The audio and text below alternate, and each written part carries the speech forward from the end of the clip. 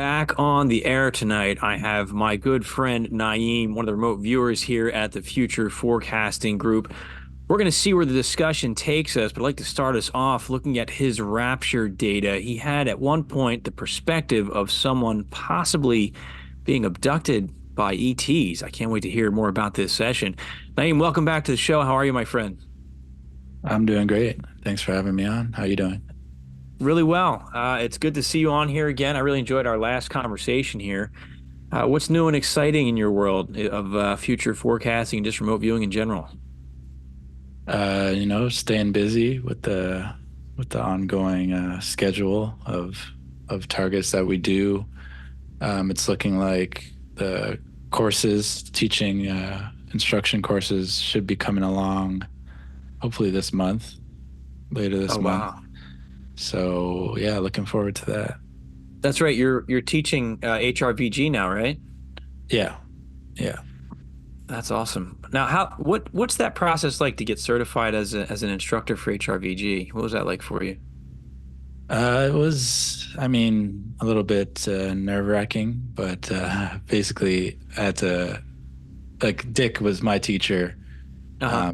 And so I went on a call with Dick, and then Glenn is, the president, Hmm. oversees it. And I had to give a presentation on my understanding of the HRVG methodology, um, to show, that I understand it.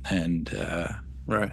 And then they, through that, they deliberate and decide whether or not, I'm at that stage You're where I could ready. to start teaching it. Yeah. Yeah. How do you feel about that? Are you excited to be working with students now, or? Yeah. Yeah. I think, teaching is kind of where my passion in remote viewing Yeah. moved to very early, like why I Yeah. made my YouTube channel and stuff like that was really to help other people Hmm. get their feet wet and start understanding how remote viewing works, right? Yeah. Because I think I think the most important thing about remote viewing is not so much that the government had a secret program and stuff like that. Hmm. Like, people kind of get caught up on that part of Right. it, but really the real revelation is that our minds and our awareness is more than what we knew it was, and you can Yeah. kind of show yourself that and take control of it. So yeah, that's kind of where I've focused a lot of my work on. So it's good to see it many years later now come to the point where I Yeah. can do it on a larger scale. Yeah. And give that, that guidance to more people. Um, I think when we were kind of learning about this stuff back in the day, this was like pre-internet, right? And books. And now I think it's so much more available for people to find information. I think the problem now is probably too much information, right? Too much white noise out there on the internet, but there's a lot of resources out there. But it is rewarding. I obviously don't teach remote viewing. I'm not experienced enough yet, but just to be able to talk to people who are going through some of these experiences, I find it so fulfilling when people reach out to me and I just get to talk with them about that. It's pretty cool. So it's great that you're doing that. How can people sign up to take classes with you? Yeah, it's going to be at futureforecasters.com. That's Hmm. going to be I think the website's already up there, and very shortly the ability to book the classes will be there. There's some details already up on there now, and Right. then it would be, online lectures and lessons. Right. The course I'm doing is going to be around 10 weeks, 6 lessons over 10 weeks. Oh, wow. So yeah, it's going to be pretty intensive, and have some periods in between where the students get to really apply the knowledge that the protocols that they're learning. Right. Because that's the learning curve is, I'd say the learning curve with HRVG is a little bit different than a lot of the ways that remote viewing is taught. A lot of the time it's like a weekend course. That's Hmm. kind of like the popular format for learning remote viewing. And that Right. just wouldn't work in this case. Yeah. I wouldn't even feel right doing that, trying to Yeah. teach someone this in a weekend and take money from them or anything like that. That would feel like robbery. It really takes time and um, a mentorship to really understand and get good at it. So I agree. Forgive my frozen face. That's a horrible spot for me to freeze on right there. But no, I agree. Daz, taught me with CRV and then flow. And I forget how many weeks it was, but he kind of went at my pace. And when I was ready, um, and then he would move me on to the next phase, the next stage. Really helpful because I think in learning remote viewing, you go through a lot of those moments where if it's just a weekend, you don't have enough time to process those. You need that time to ask questions, I think, which is awesome that you're taking that time to do it. Yeah, yeah. I, It's not such a straightforward process. There's going to be lots of different things that could happen right, when you're in the learning process. So having someone who can answer those questions and put you in the right direction is really important to continue learning because you can get stuck on a lot of people try and learn this on their own and get stuck somewhere or just end up doing something the right. wrong way for a very long time. Yeah, and that's hard. I work in education and in special education, we always say, to meet students where they are. I think that's so key. I mean, a lot of times they say, well, here's where we should be. So we're going to pace it out. And, the first hour we'll do this, second hour we'll do this. And I've had so much success of just saying, okay, figure it out what students need and then just letting that kind of lead how my instruction is going to go. And every class is different because everybody has different needs, which is pretty awesome. We were talking about education. Sorry, friends, my computer glitched out on me tonight and had to restart a couple of times. But yeah, we were talking about education and just how rewarding it is to make those connections with people, as you're going through that process and meeting students where they are, because on this journey, you get exposed to so many things. Now, I think HRVG, you guys keep them, you don't really get into the woo with that, correct? And not in the beginning parts of that? No, yeah, it'll just be straightforward, gestalts, we want to get Yeah. them exposed to, land, life, Hmm. water, the basics. Because it's like when you're learning remote viewing, you're kind of like building a an experience vocabulary. You're exposing Yeah. yourself to different kinds of things, and after it's happened to you a few times, that's kind of like how you get your feet in the ground. You remember Right. what a certain impression felt like. Right. So it's important to kind of work yourself on those, Yeah. basic, regular, down to earth types of targets Yep. to build up your foundation. You know. Yeah. No, that makes sense. That foundation's a good word for it. And understanding what that vocabulary is, right? Understanding what different pieces of data really feel like and how to Yeah. interpret it. Yeah. Well, that's awesome, man. I think that your students are going to be really beneficial to go through that class with you. So that's great. Best of luck on that. Thank you. So you go through all that process and get to the stage where you're at, and then you end up getting a target that ends up being the Rapture, which is a pretty intense target to look at, right? They were looking at the Rapture and how it connects to the law of one stuff, right? Yeah. Yeah. Which we had Um, worked for Hellfire together. We did Law of One, I don't know, a year or two ago, right? yeah. Yeah. We did I forget what the Council of Nine. I think that It was was Council of the Nine. Yeah, target. that Yeah. Specific target Darby there. tasked us to. Yeah. Yeah. How, Yeah. how did you feel that your data compared? Have you had a chance to compare your data between both workings of it? Yeah, I did. It's actually kind of creepy looking at it. There's a Yeah. lot of similar uh, types of data there that line up. So kind of makes me think, I read the Law of One stuff years ago, Right. and it is kind of hard to understand. It's very, the way it was channeled and kind Yeah. of the whole vocabulary they use, and it's kind of hard to digest exactly what they're talking about without reading it, a bunch of times. Yeah, it's a Um, lot. It's a yeah, lot it's to it's process. yeah, a lot's in there. So I've read it, and I kind of, I keep an open mind. I take in all the information I can, and then the years later we did that target there with Darby. Yeah. So that was like, wow, okay, now I'm remote viewing this thing that I read about Right. years ago, and it's very really interesting data in there. Like bioengineering, Hmm. creating species, Yeah. things like that. So and then doing this target with Future Forecasting Group with the um, Ascension type event, Rapture. Yeah. Yeah, a lot of similar things there. Biomodification, DNA splicing, um, one of the words in there is like, transmutation and, things Uh-huh. like that. So, Yeah.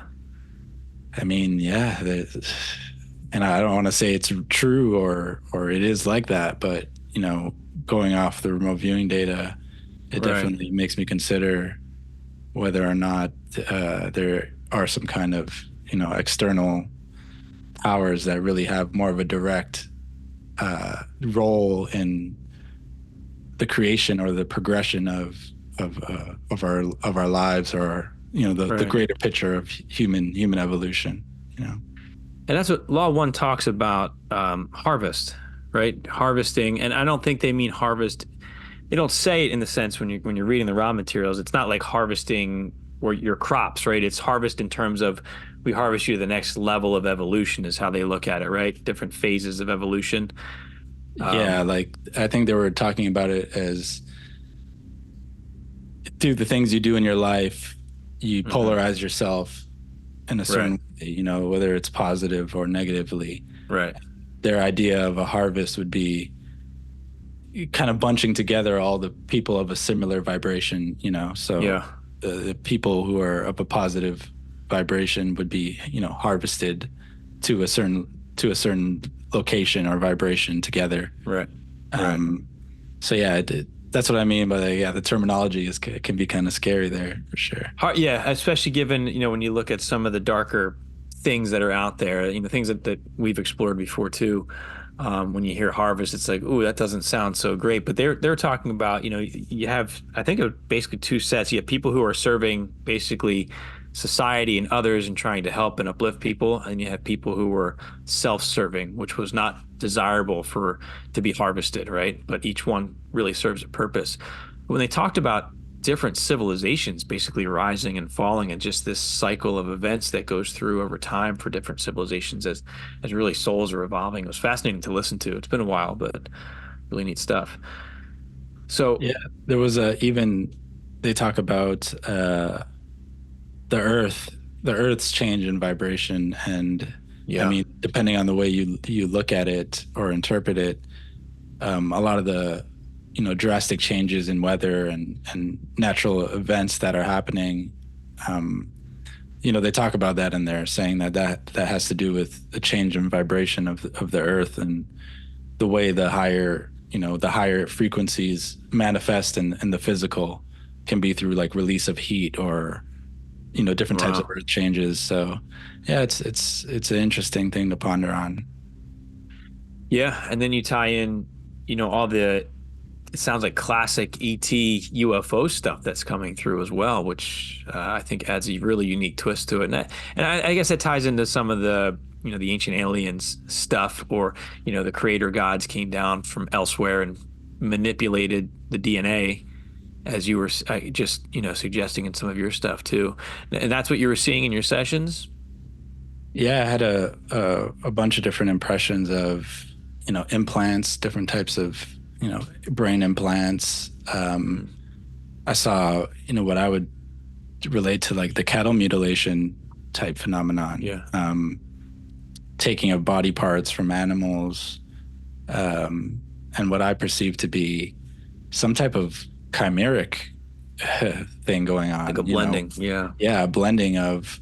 I mean, that's kind of a common thread in the UFO community, kind of like the Yeah. hybrid, some type of hybrids being created through the Yeah. abduction phenomenon. So to see that kind of data come out, a little disturbing, but I can't say I understand exactly Right. what it's all about.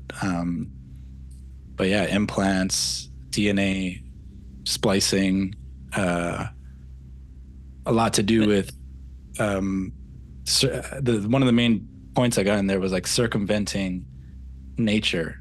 That was kind of the take there, like Wow.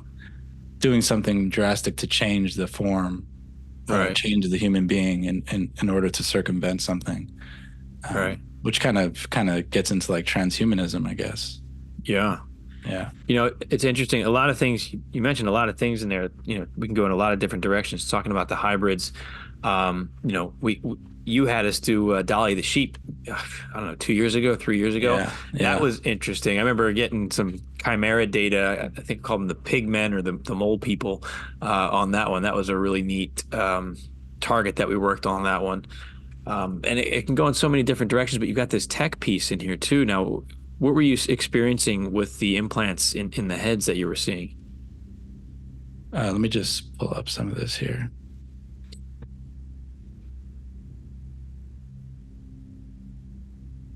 Edward and I had a chance to talk about his data on this too, and he ended up with some of that data as well with the tech data tying it in.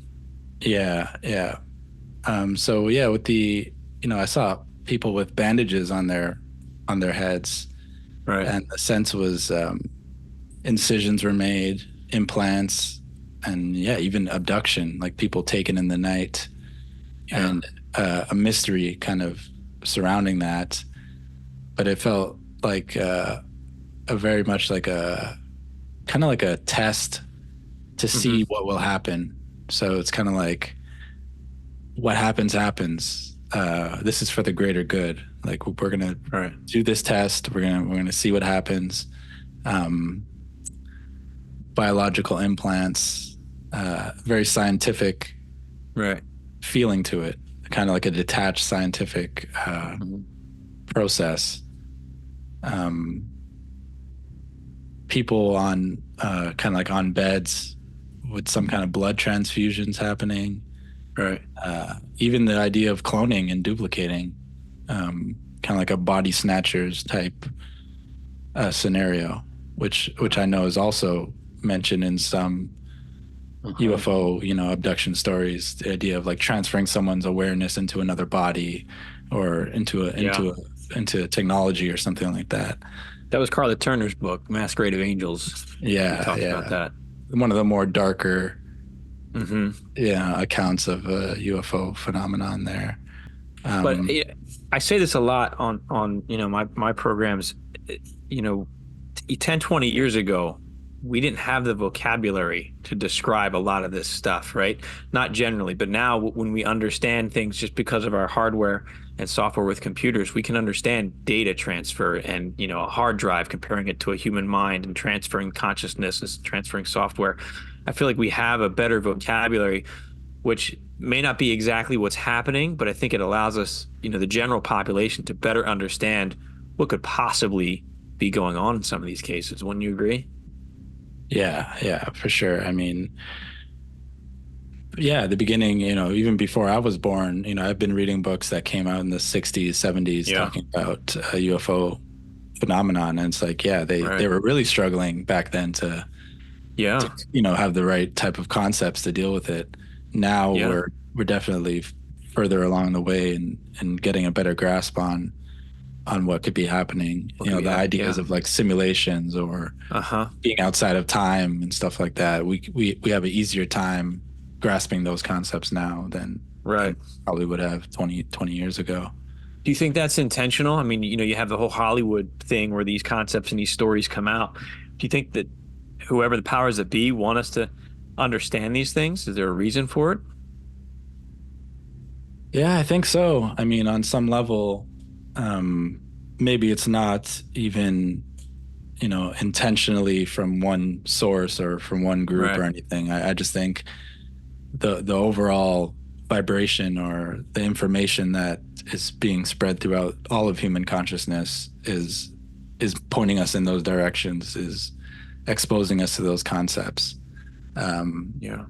Because doing remote viewing, studying human perception and the subconscious mind, the way I see certain things is different than that Right. the average person might. Like, for example, let's say like the whole Simpsons thing. People would say, Hmm. "Oh, the Simpsons predicted this, the Simpsons predicted Right. that." I mean, sure, that could be possible, but it seems like one way to look at it is, oh, the people who make the Simpsons um, are putting it out there, or they know it's going to happen, and so they put it in there.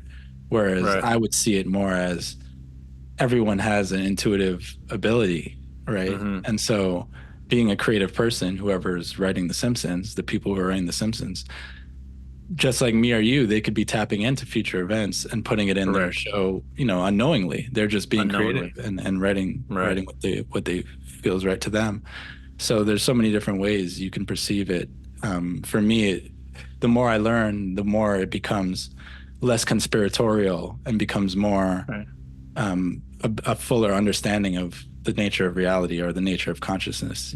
I see it Yeah. more as a connection and awareness than always necessarily being it's something being snuck in there, or Right. it's some kind of malpractice in there, something bad, Right. No, that's that makes happening. sense. Yeah, I mean, you think about it, you guys have been doing world events for years now, right?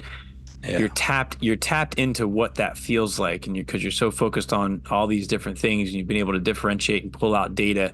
You look at something like The Simpsons, they're tapped into society. They're looking at society. They're thinking about future things that might happen, not to predict it, but to entertain people, mirroring reality, but also putting some satire on it. They have to be tapping into some kind of signal, or they could be, I would think. yeah, And maybe, like you said, maybe unknowingly just putting it in there because, I mean, you're creative on top of this, right? So I'm sure you have intuitive things that come through when you're just being creative. Am I right?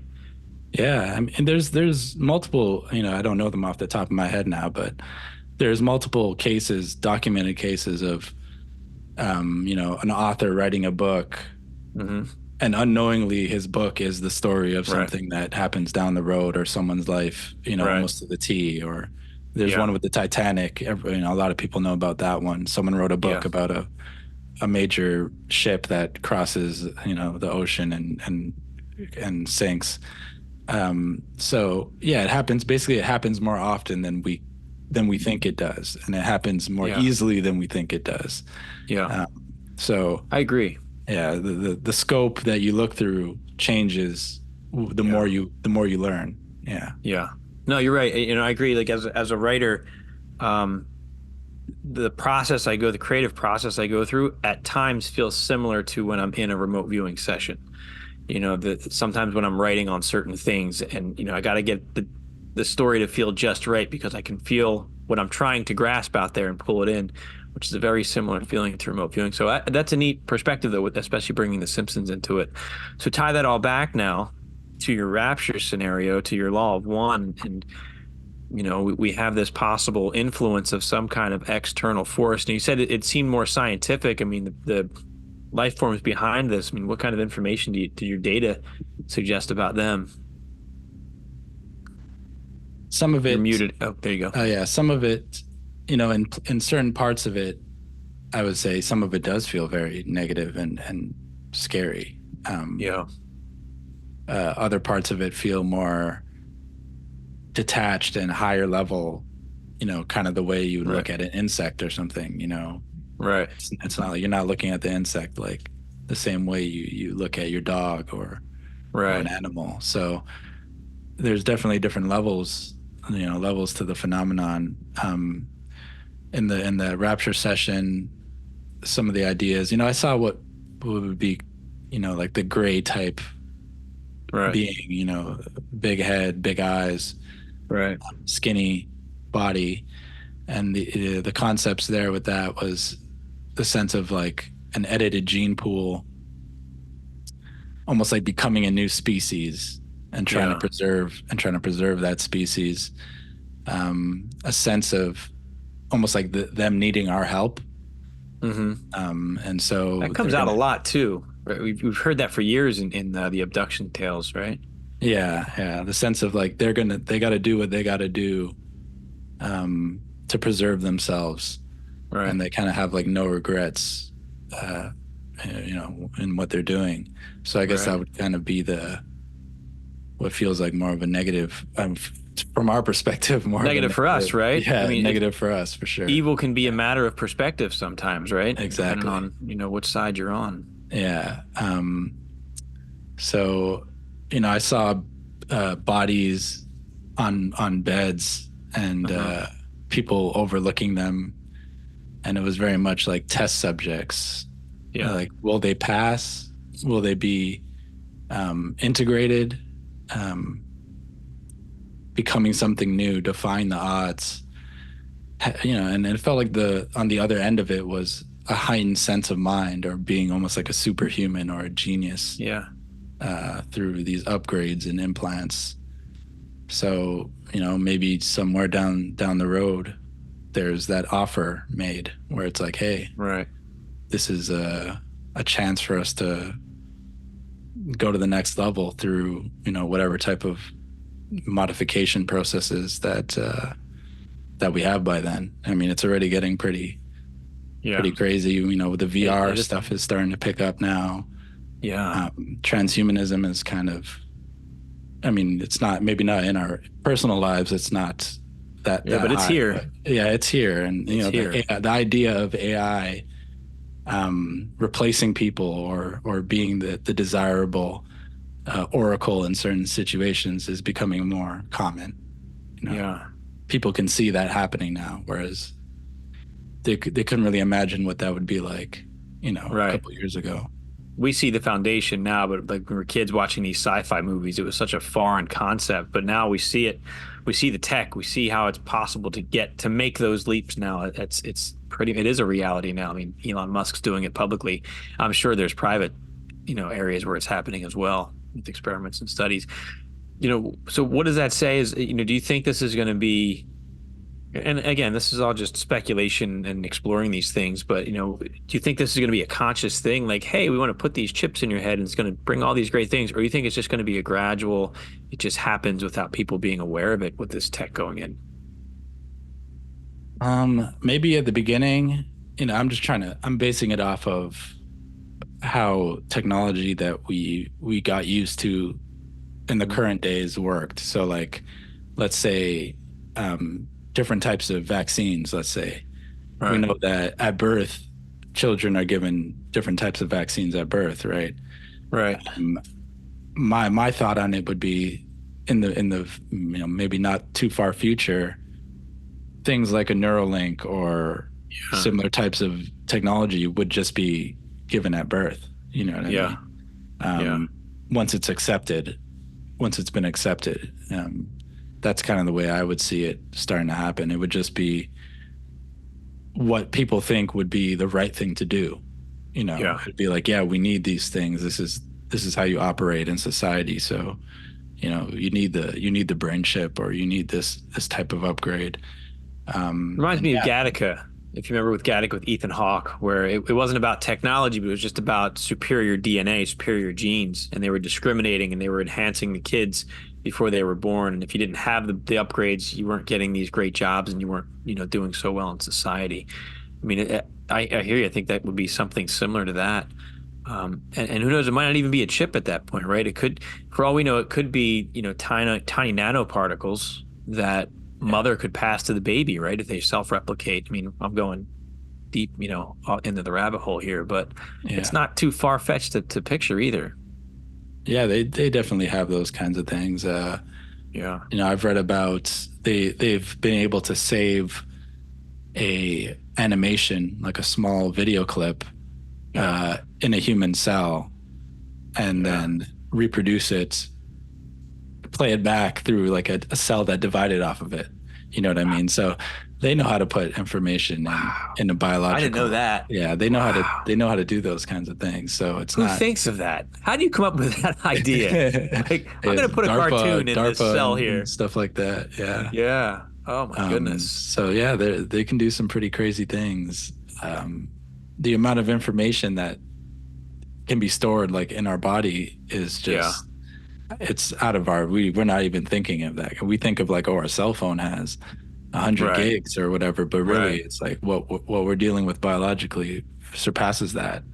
Yeah. Um, Far done. Yeah. yeah, but exponentially. So I think that whatever type of outside influences we're dealing with, they know about all that stuff. They Yeah, they know do. how the technology of the body works.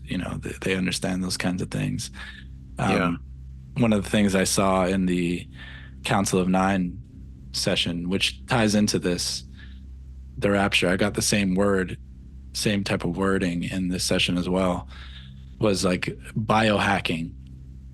And Uh-huh. I saw a humanoid form hooked up to a computer and someone on a terminal, uh, you know, programming it, and the this is kind of like a funny play on words that came through. It was like a Yeah. computer has a BIOS, right? That's like the basic input output system. So like every computer Right. has this thing called a BIOS.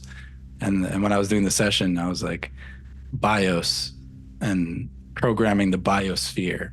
You know Oh, what I mean? wow. Kind of Yeah. like that play on Yeah. words came through. Yeah. So, yeah, I think, the nature of reality and even biology, we kind of see it as meat and bones and stuff like that. But really, the body is kind of like the highest form of technology. I was just going to say, I think biology Yeah. is just a very advanced form of technology. We just haven't caught up with it yet. But I do foresee that as a tech advances, all of a sudden it's going to be like, oh, it's not just gears and circuits anymore. It's Mm. biological cells that we're using, that we're creating to do whatever it is we want them to do. But Yeah, the brain, they say the why? brain is the most complex thing in the universe, they say. So, Wow. That we're aware of. Yeah. yeah, so we're dealing with some serious technology here. Why do you think this is happening? I mean, they said, you said that they need us for some reason, but like, why are we being evolved to do what? I mean, it's hard to say. A sense I got was like reintegration, um, a change of environment. Maybe Yeah. there's some different type of, maybe the outside conditions are going to be different. Something in the So like a future, maybe. terraforming, basically, Yeah, yeah, yeah. of the Maybe, body. yeah. Hmm. Maybe the conditions that we're going to be living in are going to be different than what they are now, or the main challenge for us is going to be different than what it is now. Kind of like Cro-Magnon to Homo sapien. It's like Yeah. what caused those major changes that happen, in those different Right. stages of humanity. What Right. caused those things to happen? They Yeah. don't really don't know exactly why those things happen. So does that make us human still as these changes happen, or you think we become something different? Yeah, I mean, I think we're already something different, Yeah. Yeah. But yeah, I guess it would be for us looking forward. We'd probably look at what's coming in the future, and we definitely probably have a different word for it. I don't think we would. Yeah. I mean, Elon Musk said recently something like we're already cyborgs. Yeah, he did. It's just Yeah, not, the tech's just not in our heads yet.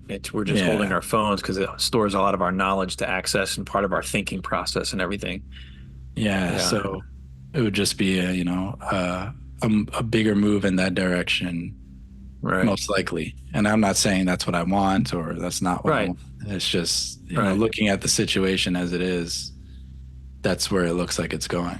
Yeah. Do you think, looking at the books by Dr. Jacobs, like the Walking Among Us, looking at these hybrids, do you think that's what's possibly going on, and why do you think that's happening? Because they seem, in my opinion, reading those books, if you were to take a computer and put it in a human body, when you hear these early stages of people like training these hybrids to do things like use an oven and go food shopping and drive a car, I mean, put a computer in a physical body, it's like training an AI is how I always kind of looked at that. Do you think there's some possibility to that?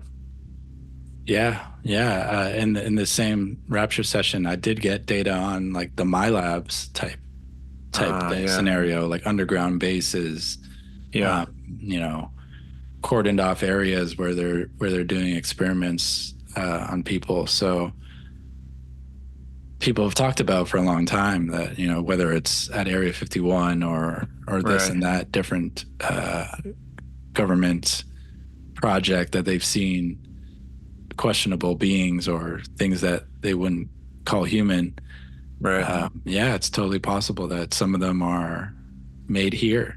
You know, yeah. yeah. What scale do you think this is happening? If it's happening, what scale would you perceive it is going on, in terms of our society? I would think it's pretty large scale at this point. Yeah, There's, I've read about, I don't know if it's true, but I've read that, during the Nazis' time that they had a breeding programs back then, trying to create uh, the twin projects and stuff like that. You know Yeah. what I mean? How to, and they had like hundreds of people that all looked, practically the same. So it's like Yeah. if they could do that back then, um, Right. who knows what they can do now with all Yeah. the money and research and technological advancements that's happened since then.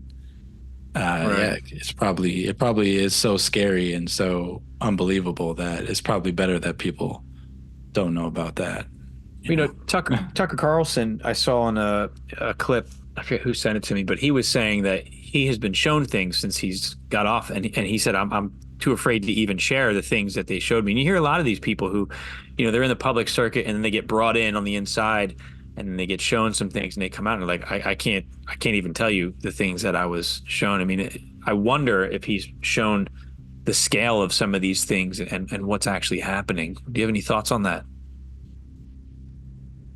Yeah, I think that's whatever they show us today, whether it's in media or consumer goods, it's like ancient to what they Yeah. have. They're Yeah. years out ahead, and I don't say that to try and make it seem like, oh, they're all mighty and powerful and there's nothing we can do. It's just that's kind of just how it works with research and development. Yeah. Yeah, that's where they have the money and the resources to do the Do that. development in secret. Right. We don't have we don't have the yeah, we don't have the time, the Right. money, the resources, and the know-how to do those kinds of things. So So you're whether saying I'm money and resources, are you assuming like you're talking about maybe the human influence of these things? yeah, like whether Yeah. it's Boeing or Skunk Right. Works and these different types Right. of think tanks and technological companies that have the ability to produce things Right. that for us would seem like science fiction. um, Right. they've had that stuff. They've whether they Right. used it or not, they've created different It's types of there. They've things and tried it's it. there. What So yeah. what about the non-human influence, if that's a thing? How widespread do you think that is? Well, the occult, right? Mhm. It goes back. Occult practices go back to ancient history, Right. even before the technology revolution. So it's hard to say. I mean, there's some people who think it's evil, and they Right. don't dabble in that kind of thing. But I think at the highest levels of society, they're very familiar with occult practices, whether it's communication with Right. other intelligences and things like that. You got like Blavatsky and Yeah. um, all those authors and people who are practicing those things back in the day. They understood that there was a information sources, that you Yeah. can get real information and do things with what was coming through. And we never think of that in terms of technology that much. We just kind of Right. think of it as spiritual, channelings about spiritual Right. things. But Right. yeah, there's information. I think you can get any kind of, there's probably intelligences that could teach you how to build a computer and Yeah. do all these kind of things if you know how to grasp That was those like our concepts. Roswell project that the one that I managed years ago. We looked at that, right? The Roswell tech Yeah, being yeah. Whether it's seeded crash technology. retrievals, yeah, crash Yeah. retrievals. We did the Skinwalker Ranch. We did Yeah. that one. You know what I mean? So it's Uh-huh. like there's so many different areas where it could be coming from. Yeah. Yeah. So it's possible this is influencing, people on a very large scale. That I'm saying, the non-human aspect. I don't like to just go out on a limb and say alien because I have no idea what they are. I mean, that's the common term, but who knows at this point? How do you process that? Like, how do you process that? And how do you think, not that you can tell other people how to process it, but, there's times I hear that, and I don't really have that shock and awe factor anymore, but it's like, oh my gosh, why isn't everybody talking about this? Why aren't we doing something about this? What can we do about it? I mean, how do you deal with that information? I've always been you know, open-minded. I've always been Right. curious about the greater reality, or what's beyond the mundane Hmm. experiences of civilization.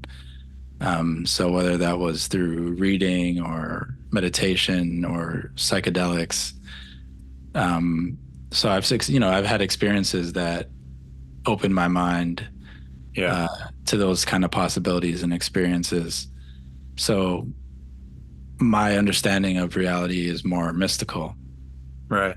So I can handle that.